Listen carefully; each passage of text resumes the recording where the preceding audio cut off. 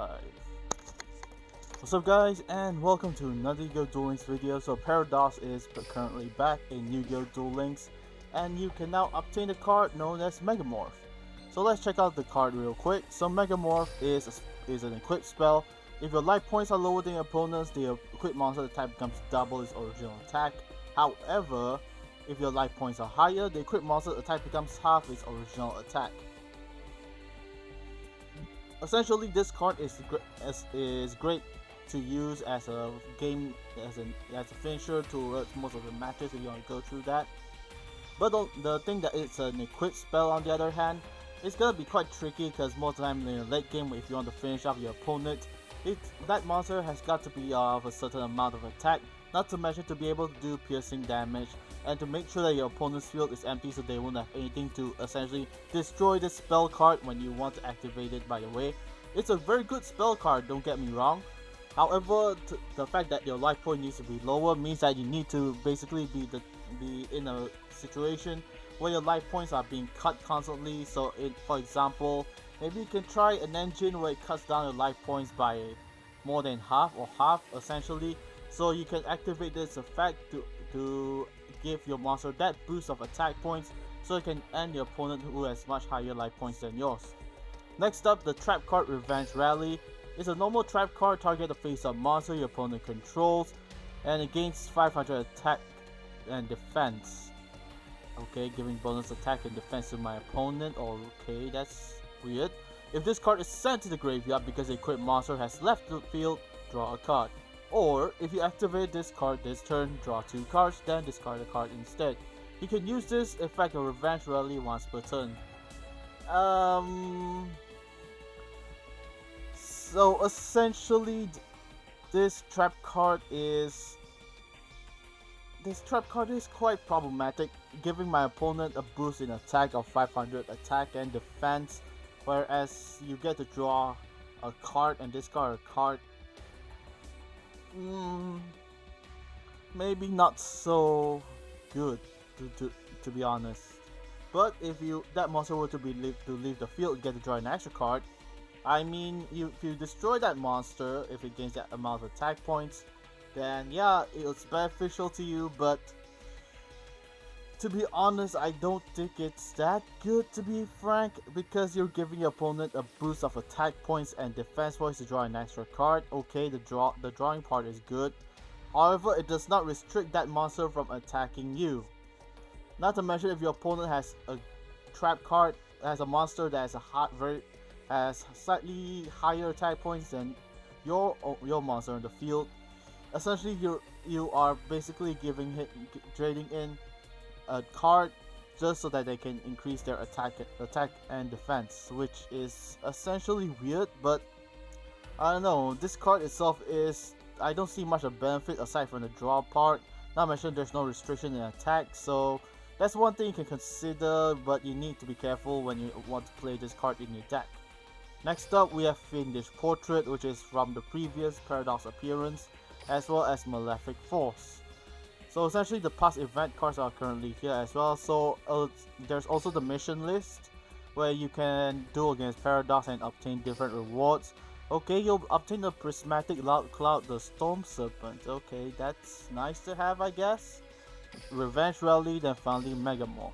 So he appears in Duel World, but I think it's the one in GX, or maybe in the other Duel Monster World. He's not currently here, so let's go to GX real quick to see where Paradox is. Okay, the hunt for Paradox begins. Okay, so there he is. Alright, your monsters are mine, level 40, and essentially the cards here and here. Okay. So since we'll be taking out a level 40 Paradox, it's gonna be interesting because we do not know if there's any new updates to his current deck and how it runs. But if you are as usual, if you are afraid that you might not be able to go up against when you go up against a new legendary duelist and do not know how their playstyle goes, there are always the different boosters like extra life and extra card here to give you a form of assurance just in case. But for me, I am not gonna go with that, since we're gonna try it out for ourselves to see how this Legendary Duelist works. So now, Jaden versus Paradox, and let's see what special dialogue they have between the two. Sweet! If you can hear the duel! You'll enjoy. Okay. I end my Here turn. I go. This one face down. Okay. Okay then. Let's see. Normal summon target level 4. Except element of liquid sword. Special summon. Discards use of material. Send graveyard or banish can draw 2 cards. Okay, I'm just gonna normal summon Blazeman. Activate Blazeman's effect. Blazeman's allows me to get polymerization from my deck to hand. And then I'm just gonna activate Poly and go into Elemental Hero Sunrise. So getting rid of Heat and also Liquid Soldier to the graveyard. And I bring out this monster who gains a bonus attack point for different elements on the field as well. Liquid Soldier's effect triggers and I get to draw a card. Send 1 card from your hand to the graveyard. Okay, let's send Neos to the graveyard and we get Miracle Fusion as well. Alright, our field is basically nicely built right now, but let's not be too cocky and let's set at least 1 Mask Change that face down on the field and we attack to see how it goes. Not to mention attack involving another hero, target 1 card on the field and destroy it. So we'll destroy that face down at 1 go. Reverse trap. Okay, so now we have an attack reduction.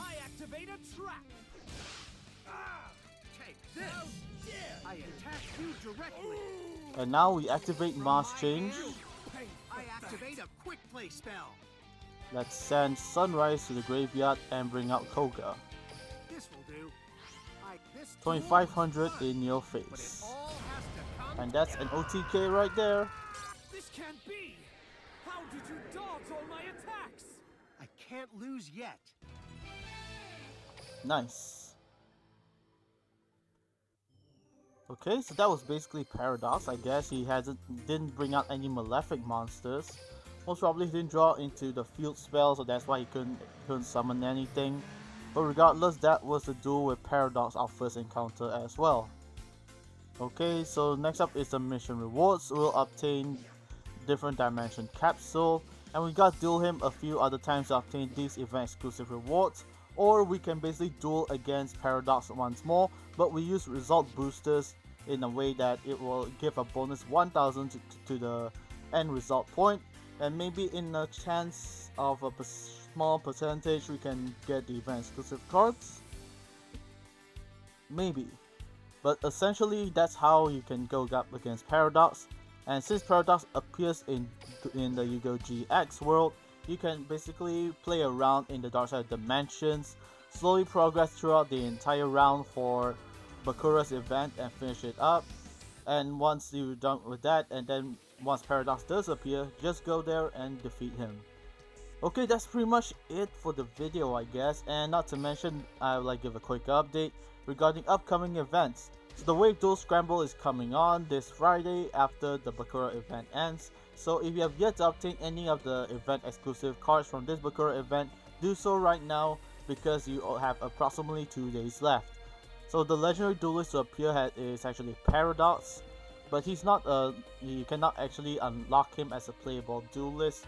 So that's one of the few things that's actually quite sad throughout this entire thing. But overall, for the Bakura event, I managed to obtain more than about 6 copies of Zombie Power Struggle, as well as the spell card Overpowering Eye up to 7 copies. So if you have yet to obtain these copies of the multiple copies of this card, please do so right now and spam as much as you can. Also, if you have already obtained enough of Power Zombie Struggle, you can also go to the Card Trader EX right here and trade for your Overpowering Eye. And if you have enough EX jewels of the Bakura event, you can exchange them for the event boosters right there, as well as for a prismatic or a glossy copy of Zombie Power Struggle, just to add that form of aesthetic towards your deck and towards the shiny variety of your cards. It doesn't do much, but it'll just add up to the end result point, saying that you use a certain rare gold glossy or prismatic card as a bonus. Well, that's it for the video up to now, and I hope to see you guys soon. Thank you so much for watching, and I hope you guys enjoyed, and I'll see you later on, or tomorrow, or even on Friday, when Bakura's event finally ends, and we are introduced to the Wave Duel Scramble. Or if there's something new on Paradox, and whether there's something interesting that happens, I'll let you guys know firsthand. So anyways, thank you, and goodbye.